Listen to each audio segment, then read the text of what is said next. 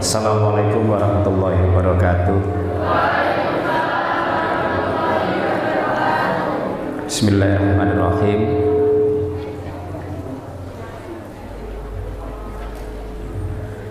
Alhamdulillahilladzi mulkus samawati wal ardh wa ma bainahuma wa ma tahtas tsara. Assalatu wassalamu ala sayyidina Muhammadin wa ala alihi wa sahbihi ajmain, amma ba'du.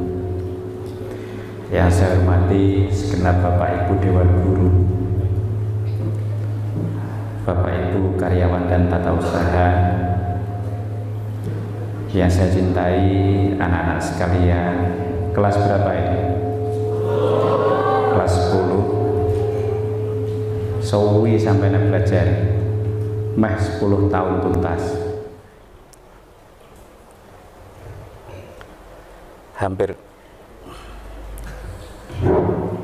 10 tahun sampai belajar.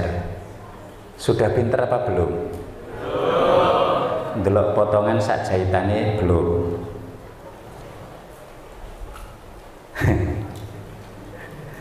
Alhamdulillah, puji syukur kehadirat Allah Subhanahu wa taala atas segala limpahan karunia-Nya. Salawat salam semoga selalu berhadiahkan kepada Rasulullah sallallahu alaihi wasallam. Tahun lalu dengan materi yang sama saya buka kitab Ta'limul Muta'allim. Tapi pada tahun ini insya Allah dengan materi yang sama saya coba memandang dari sudut dan sisi yang lain, yaitu keutamaan Ta'limul Muta'allim. Ini tidak saya ambilkan dari kitab taklimnya, tetapi saya ambil dari langsung Al-Quran dan hadis.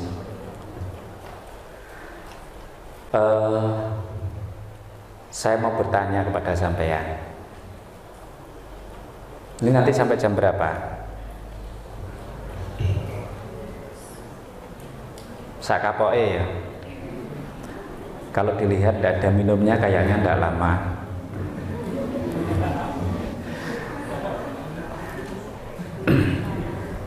Belajar itu dalam koridor Islam hukumnya adalah wajib.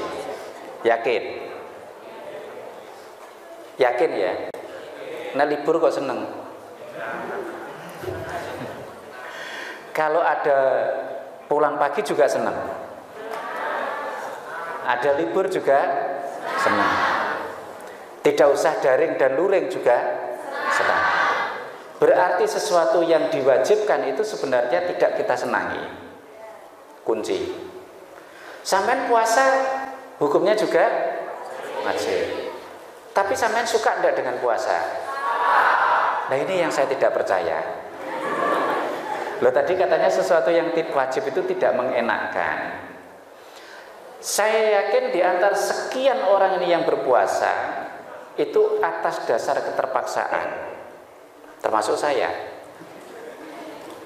Mengapa saya katakan atas dasar keterpaksaan? Kalau tidak terpaksa, setiap hari seandainya tidak sarapan, dilanjut langsung puasa, saking senangnya dengan puasa, seperti Nabi Allah Muhammad SAW. Begitu beliau tidak sarapan, langsung puasa. Dan dikisahkan suatu hari hanya ada satu roti terus diberikan kepada fakir miskin. Aisyah nangis, itu adalah jatah sarapannya jenengan Rasulullah. Ya sudah, saya lanjut puasa. Kira-kira kalau sampeyan yang tidak ada sarapan langsung puasa atau langsung ceramah? Nah, berarti puasa yang kita lakukan hari ini kan tidak menyenangkan toh? Isek ngotot menyenangkan. Aslinya tidak menyenangkan, tapi karena sampean ada kesadaran bahwa ini adalah suatu keharusan yang dilakukan, mungkin disitulah Allah akan memberikan pahala berlipat untuk sampean. Ngerti maksud saya? Mungkin sampean puasa. Kenapa puasa? Wajib. Seandainya tidak diwajibkan, ya lebih baik tidak puasa, seperti Senin Kemis. Disunahkan tapi banyak yang tidak puasa. Bulan Rajab disunahkan, banyak yang tidak puasa. Paling tidak ditengeri cuma 1 hari. Nah, itu menunjukkan bahwa puasa sesuatu yang diwajibkan pada bulan Ramadan itu ternyata kita tidak suka. Tapi karena justru kita tidak suka tapi mau berkorban untuk menjalaninya, semoga Allah memberikan balasan yang lebih baik. Belajar sesuatu juga wajib. Tapi seandainya disuruh memilih belajar atau tidak, saya yakin akan memilih tidak. Apa buktinya? Pulang pagi senang, tanggal merah senang, libur senang, guru rapat senang. Guru rapat yang tidak senang itu guru ngerapati sampean, alias nyeneni sampean. Guru ini rapat, oh rapat terus, iya aku dirapati diomengi.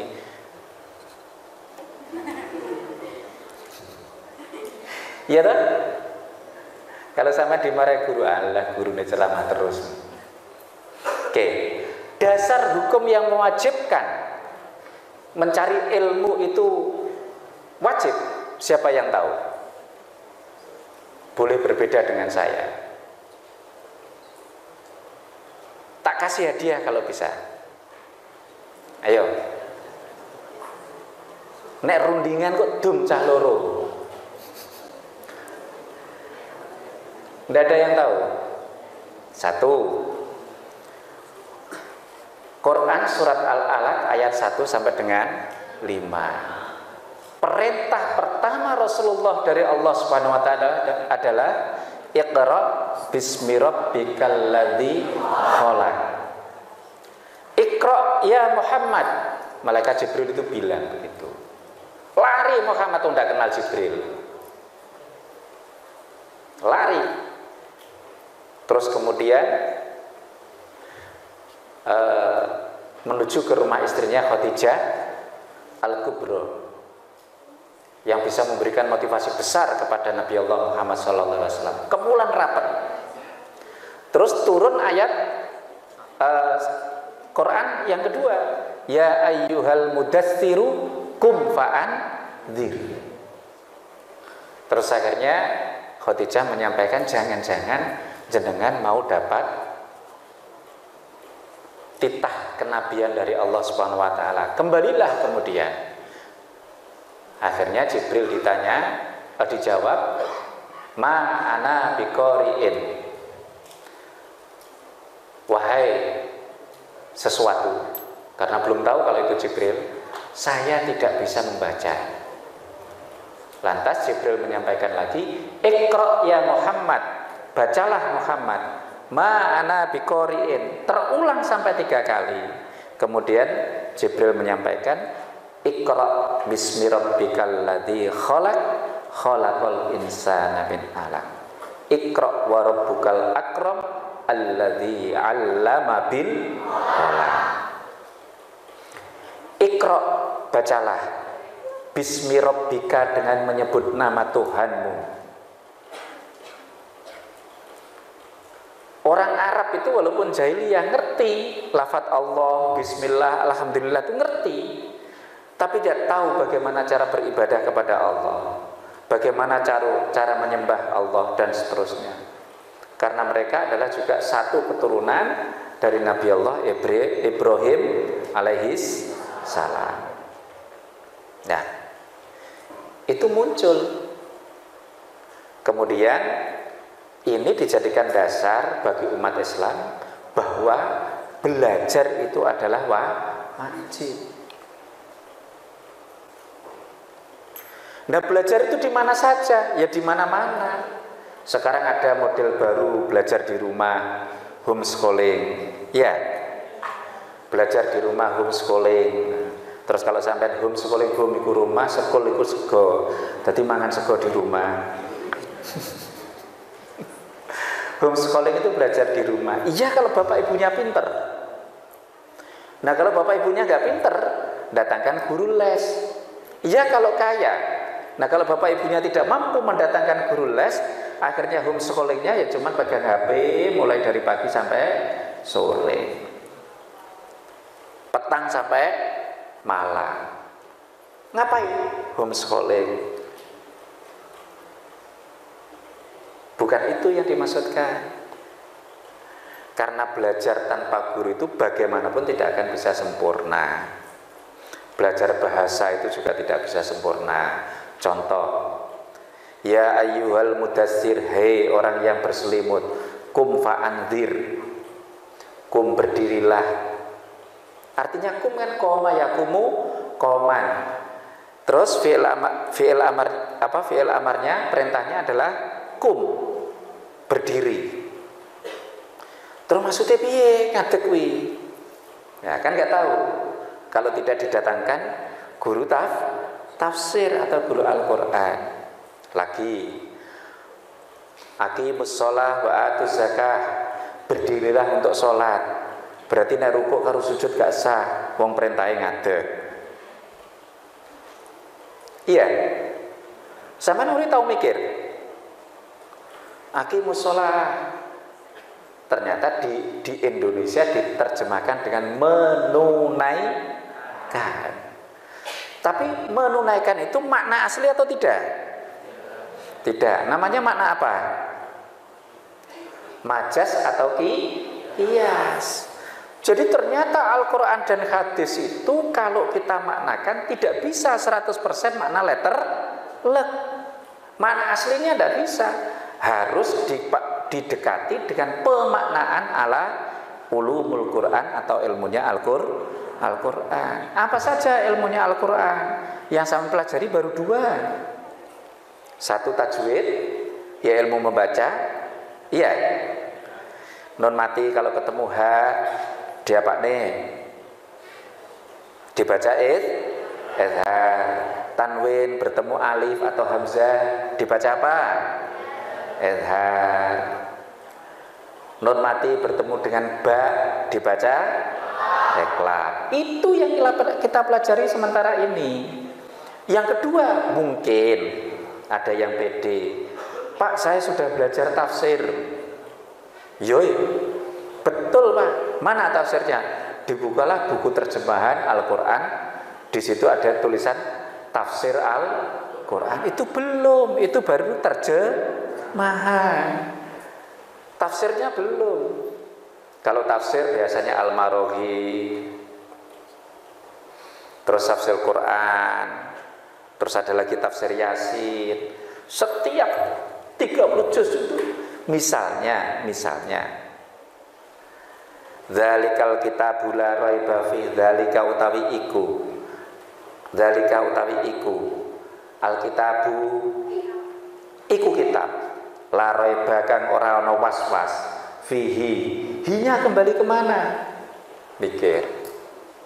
Oh ternyata kembali kepada Al-Quran. Dzalika la raiba fihi.